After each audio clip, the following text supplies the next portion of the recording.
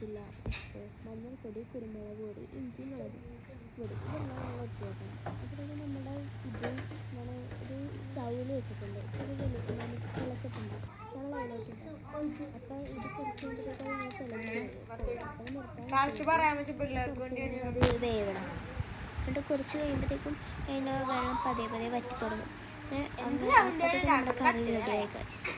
ഇത് നിങ്ങൾ ഭയങ്കര ഇഷ്ടപ്പെടുന്ന എനിക്ക് തോന്നുന്നു. ഞങ്ങൾക്കത് ഭയങ്കര ഇഷ്ടം. ട്രൈ ചെയ്ത് നോക്കാം.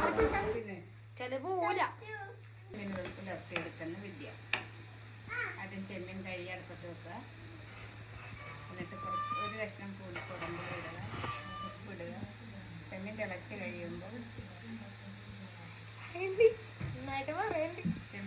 കഴിയുമ്പോൾ മുളക് പൊടി, സ്വല്പം മഞ്ഞൾപ്പൊടി, ഇത്തിരി ചിക്കൻ മസാലപ്പൊടി, ഇഷ്ടമുണ്ടെങ്കിൽ ഇട്ടാൽ മതി.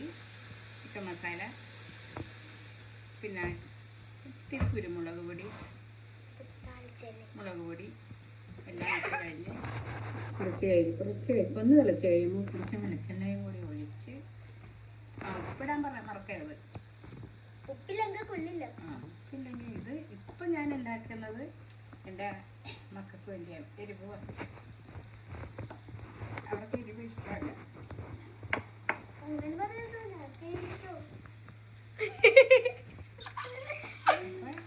എൻ്റെ കുഞ്ഞുമക്കൾക്ക് വേണ്ടിയാണ് ഇപ്പം ഈ ചെമ്മീൻ.